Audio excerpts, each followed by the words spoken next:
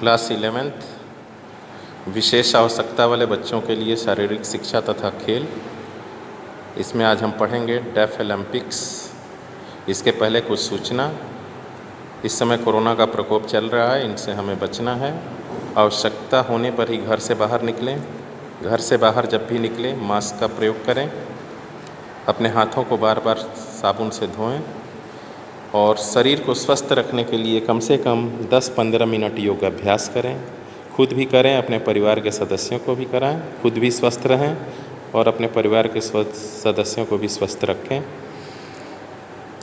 International committee of sports for the deaf ICSD deaf Olympics और अन्य वैश्विक def championship के संगठन को चलाने के लिए जिम्मेदार है। 1924 में स्थापित और CISS कॉमेट इंटरनेशनल डेफ स्पोर्ट्स डेफ के रूप में जाना जाता है।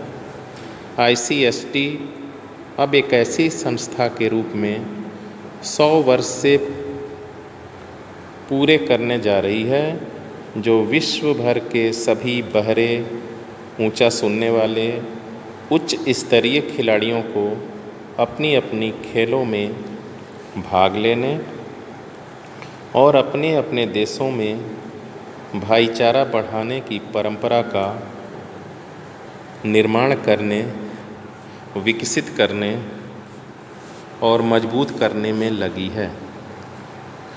1955 में CISS को अंतर्राष्ट्रीय ओलंपिक कमेटी में सम्मिलित किया गया और उसे ओलंपिक के बराबर एक अंतर्राष्ट्रीय फेडरेशन की मान्यता दी गई। डेफ ओलंपिक्स में एथलेटिक्स भागीदारी लगातार वर्षों में बढ़ी है।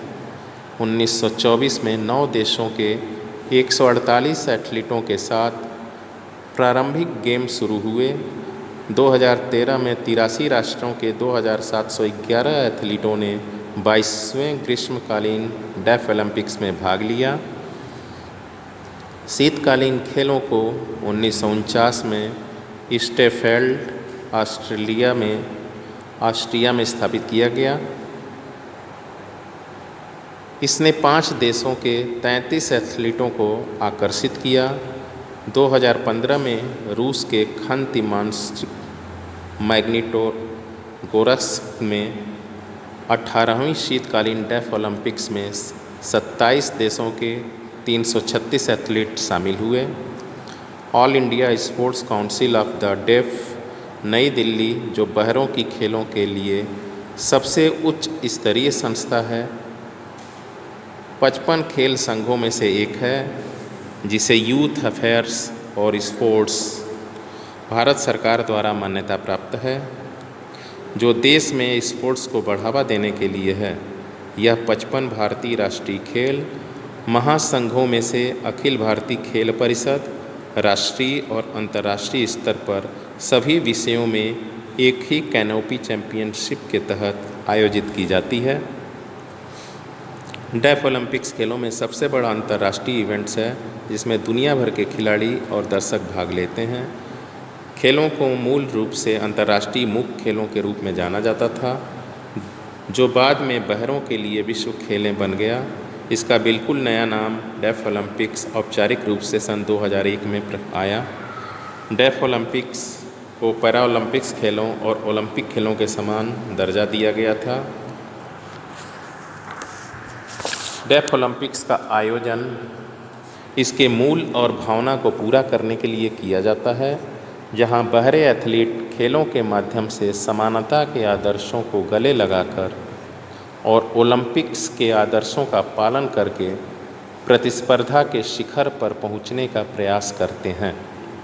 डेफ ओलंपिक्स के लक्ष्य और उद्देश्य: ग्रीष्मकालीन और शीतकालीन डेफ ओलंपिक्स के सफलतापूर्वक आयोजन करने की निगरानी करना, बहरे एथलीटों के लिए ज़मीनी स्तर से उच्च स्तर तक खेल के अवसरों और प्रतियोगिताओं के विकास में योगदान देना, शैक्षिक, सांस्कृतिक अनुसंधान और वैज्ञानिक गतिविधियाँ जो डेफ ओलंपिक्स के विचार और प्रचार में योगदान देती है, को सहयोग देना तथा प्रोत्साहित करना, विश्व एंटी डोपिंग एजेंसी, जिसे वाडा के भी नाम से जाना जाता है, के साथ मिलकर सभी बहरे एथलीटों के लिए ड्रग मुक्त खेल के वातावरण को पूरी तरह से लागू करना, राजनीतिक, धार्मिक, आर्थिक विकलांगता, लिंग, जाति के कारणों के भेदभाव के बिना बहरे एथलीटों के लिए खेल को बढ़ावा देना, एकीकृत शारीरिक शिक्षा की अवधारणा। शारीरिक शिक्षा का उद्देश्य किसी व्यक्ति के व्यक्तित्व का संपूर्ण विकास करना होता है ताकि समाज का स्वस्थ विकास हो सके। इस उद्देश्य की प्राप्ति शारीरिक शिक्षा की एक नई धारणा, जिसे एकीकृत शारीरिक शिक्षा कहा जाता है, के द्वारा ही भली प्रकार से की जाती है। इसके अंतर्गत व्यक्ति के पास विभिन्न उपविषयों और उनकी उपयोगिता का ज्ञान होना चाहिए ताकि विद्यार्थियों को उचित प्रकार से प्रशिक्षित किया जा सके। एकीकृत शारीरिक शिक्षा का ज्ञान लोगों के स्वास्थ्य और तंदुरुस्ती को बढ़ावा देता है। इससे उच्च योग्यता के कार्यक्रमों को डिजाइन करने में सहायता मिलेगी। एकीकृत शारीरिक शिक्षा की धारणा नवीन एवं विस्तृत है। यह केवल शारीरिक व्यायामों और खेल गतिविधियों की पारंपरिक धारणाओं तक ही सीमित नहीं है। यह विद्यार्थियों को एक धारा से दूसरी धारा तक ज्ञान को ले जाने के अवसर देती है ताकि विद्यार्थियों के व्यक्तित्व के प्रत्येक पक्ष का विकास हो सके। शारीरिक शिक्षा में वैज्ञानिक धारणाओं को शामिल करने से शिक्षा की इस शाखा का पारंपरिक स्वरूप बदल गया है। विश्व स्तरीय शोध, जो कि विशेषतया पिछले 2 दशकों में हुई है, के कारण शारीरिक शिक्षा के क्षेत्र में कई नए अर्थपूर्ण क्षेत्र जैसे खेल समाजशास्त्र, व्यायाम फिजियोलॉजी, बायोमैकेनिज्म, खेल मनोविज्ञान, खेल अध्यापन विज्ञान, खेल प्रबंधन आदि शामिल हो गए हैं। एकीकृत शारीरिक शिक्षा एक बहुपक्षीय शिक्षा की तरफ जोर देती है जिसमें उपरोक्त सभी क्षेत्र शामिल हैं। शारीरिक शिक्षा विभाग के अध्यापकों के लिए शिक्षा की नई धारणा की अच्छी जानकारी होना बहुत आवश्यक है। व्यायाम फिजियोलॉजी की जानकारी के द्वारा वे एथलीटों की क्षमता के स्तर को माप सकते हैं। खेल मनोविज्ञान का ज्ञान विद्यार्थियों को अपने मानसिक स्वास्थ्य और कुशलता को बनाए रखने में सहायक होता है। इसी प्रकार बायोमैकेनिज्म के ज्ञान के द्वारा विद्यार्थियों को उनके शरीर की गतिविधियों को सुधारने के लिए प्रोत्साहित कर सकता है और उनका प्रदर्शन का स्तर सुधार सकता है एवं खेल अध्यापन विज्ञान को भली प्रकार लागू करके वे खेल व्यायामों और गतिविधियों से प्राप्त होने वाले लाभों और सार्थक मूल्यों की व्याख्या कर सकते हैं। साथ ही गुणवत्तापूर्ण शिक्षा के विस्तार के लिए एकीकृत शारीरिक शिक्षा की सहायता से कई प्रकार के लाभदायक एवं रचनात्मक कार्यक्रम बनाए जा सकते हैं। इस प्रकार करने से अध्यापन और अध्ययन एक अर्थपूर्ण क्रिया बन जाएंगे जिससे विद्यार्थियों को व्यक्तिगत और सामाजिक जीवन के विभिन्न क्षेत्रों में समन्वयपूर्ण अंतः संबंध बनाने में मदद मिलेगी। एकीकृत शारीरिक शिक्षा इस समय की आवश्यकता है। यह विद्यार्थियों को शारीरिक शिक्षा के क्षेत्र में वर्तमान और भविष्य की महत्वपूर्ण आवश्यकताओं को पूरा करने के लिए स्वस्थ नागरिक के रूप में विकसित होने के योग्य बनाएगी। एकीकृत शारीरिक शिक्षा के सिद्धांत सभी व्यक्तियों पर लागू। एकीकृत शारीरिक शिक्षा इससे संबंधित कार्यक्रमों में सभी व्यक्तियों पर लागू होनी चाहिए। सेकंड, स्वास्थ्य कारकों को प्रोत्साहन। एकीकृत शारीरिक शिक्षा के पाठों द्वारा व्यक्तियों को अच्छे स्वास्थ्य एवं स्वस्थ आदतों के लिए प्रोत्साहित करना चाहिए। प्रदर्शन करने में आसान। एकीकृत शारीरिक शिक्षा से संबंधित गतिविधियों को आसान ढंग से दिखाना चाहिए ताकि व्यक्ति आसानी से प्रदर्शन कर सके और उनमें भाग ले सके। उप विषयों से संबंधित एकीकृत शारीरिक शिक्षा की गतिविधियाँ शारीरिक शिक्षा के विभिन्न उप विषयों के साथ भी संबंधित होनी चाहिए। गहरी जानकारी प्रदान करना। एकीकृत शारीरिक शिक्षा को शारीरिक शिक्षा की गहरी जानकारी प्रदान करनी चाहिए ताकि इसे आसानी से समझा जा सके। विद्यार्थी का स्तर। एकीकृत शारीरिक शिक्षा देते हुए शिक्षक को विद्यार्थी की योग्यताओं तथा स्तर का भी ध्यान रखना चाहिए। अच्छी शिक्षण विधि। शिक्षक को एकीकृत शिक्षा से संबंधित पाठों को अच्छे ढंग से पढ़ाना चाहिए ताकि वे विद्यार्थियों द्वारा आसानी से समझे जा सकें। प्रेरणात्मक कारण। एकीकृत शारीरिक शिक्षा की गतिविधियों में प्रेरणात्मक कारक होने चाहिए ताकि विद्यार्थी उन्हें समझने में रुचि ले। एकीकृत शारीरिक शिक्षा की आवश्यकता। शारीरिक स्वास्थ्य में सुधार। बच्चों की मांसपेशियों की ताकत, लचीलापन, मांसपेशियों की सहनशीलता, शारीरिक संरचना और हृदय सहनशीलता में सुधार करती है। कौशल विकास। मोटर स्किल जैसे दौड़ना, कूदना, फेंकना, भागना विकसित करती है जो शारीरिक गतिविधियों में सुरक्षित, सफल और संतोषजनक भागीदारी को अनुमति देती है। एक बार फिर से सुन लें इसे। बच्चों की मांसपेशियों की ताकत, लचीलापन, मांसपेशियों की सहनशीलता, शारीरिक संरचना और हृदय सहनशीलता में सुधार करती है। मोटर स्किल को विकसित करती है जो शारीरिक गतिविधियों में सुरक्षित, सफल और संतोषजनक भागीदारी की अनुमति देते हैं। नियमित स्वस्थ शारीरिक गतिविधि सभी बच्चों के लिए विकास की उपयुक्त गतिविधियों की एक विस्तृत श्रृंखला प्रदान करती है। अन्य विषय क्षेत्रों का समर्थन पाठ्यक्रम में सीखे गए अन्य विषयों की जानकारी को और पक्का करती है। विज्ञान, गणित और सामाजिक अध्ययन में सामग्री के प्रयोग के लिए एक प्रयोगशाला के रूप में कार्य करती है। स्व अनुशासन स्वास्थ्य के प्रति छात्रों की जिम्मेदारी का विकास करने में सहायता करती है। बेहतर निर्णय गुणवत्ता की शारीरिक शिक्षा विकास को प्रभावित कर सकती है। छात्रों को नेतृत्व ग्रहण करने, दूसरों के साथ सहयोग करने और स्वयं के व्यवहार के लिए जिम्मेदारी स्वीकार करने का अवसर मिलता है। तनाव में कमी शारीरिक गतिविधि तनाव और चिंता को कम करने के लिए एक आउटलेट बन जाती है और भावनात्मक स्थिरता की सुविधा देती है।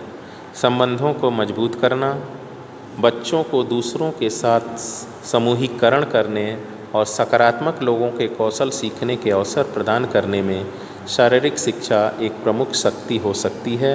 विशेष रूप से बचपन की आखिरी अवस्था और किशोरावस्था के दौरान नृत्य और खेलों में भाग लेने में सक्षम होने के लिए सहकर्मी संस्कृति का एक महत्वपूर्ण भाग है। बेहतर आत्मविश्वास और आत्मसम्मान शारीरिक शिक्षा शारीरिक गतिविधियों में कौशल अवधारणाओं के अपने प्रभुत्व के आधार पर बच्चों में आत्ममूल्य शारीरिक शिक्षा शारीरिक गतिविधियों में कौशल अवधारणाओं में अपने प्रभुत्व दिखाना आत्मविश्वासी, दृढ़, स्वतंत्र और आत्मनियंत्रित हो सकते हैं। लक्ष्य निर्धारित करना बच्चों को प्राप्त करने योग्य निजी लक्ष्यों के अवसर देती है। गुणवत्तापूर्ण शारीरिक शिक्षा हमारे देश के स्कूलों में प्रत्येक छात्र को कक्षा 12 से गुणवत्ता वाले शारीरिक शिक्षा में भाग लेने का अवसर होना चाहिए। गुणवत्ता वाले शारीरिक शिक्षा कार्यक्रम सभी छात्रों को शारीरिक गतिविधि के बारे में स्वास्थ्य संबंधी तंदुरुस्ती, संज्ञानात्मक समझ और सकारात्मक दृष्टिकोण विकसित करने में सहायता करते हैं ताकि वे स्वस्थ और शारीरिक रूप से सक्रिय जीवन शैली को अपना सकें। गुणवत्ता वाले कार्यक्रम, शारीरिक शिक्षा कार्यक्रम सीखने के अनुभव प्रदान करते हैं जो मानसिक सावधानी, शैक्षणिक प्रदर्शन और हमारे राष्ट्रों के युवाओं में सीखने के लिए तत्परता और उत्साह में सुधार करते हैं। समावेशन की अवधारणा, इसकी आवश्यकता एवं कार्यान्वयन। समावेशी शिक्षा शिक्षण की तरफ एक नई अवधारणा है जिसके अंतर्गत दिव्यांग और सीखने में कठिनाई महसूस करने वाले विद्यार्थियों को सामान्य विद्यार्थियों के साथ एक ही छत के नीचे पढ़ाया जाता है। यह अवधारणा सभी विद्यार्थियों को एक ही कक्षा या समुदाय में एकत्रित करती है तथा उनकी किसी खास क्षेत्र में ताकत या कमजोरी के आधार पर भेदभाव किए बिना ही विद्यार्थियों की क्षमता को अधिकाधिक प्रयोग करने की कोशिश करती है। यह एक समावेशी एवं सहिष्णु समाज की स्थापना करने के लिए सबसे प्रभावशाली तरीकों में से एक है। भारत की लगभग 80% जनसंख्या गांव में रहती है जहां पर विशेष स्कूलों की सुविधा नहीं है। इसका भाव यह है कि भारत में लगभग 80 लाख बच्चे स्कूलों के बिना हैं। MHRD 2009 आंकड़े, इनमें से अधिकतर गरीबी, लिंग, विकलांगता एवं जाति के कारण स्कूलों से वंचित हैं। इसलिए समावेशी स्कूलों की प्रत्येक समुदाय के बच्चों की आवश्यकताओं को पूरा करना है तथा केंद्रीय तथा राज्य सरकारों के द्वारा समावेशी कक्षाओं का प्रबंधन करना आवश्यक है। समावेशी शिक्षा की अवधारणा, विशेष आवश्यकताओं की शिक्षा पर विशेष सम्मेलन, पहुंच एवं गुणवत्ता।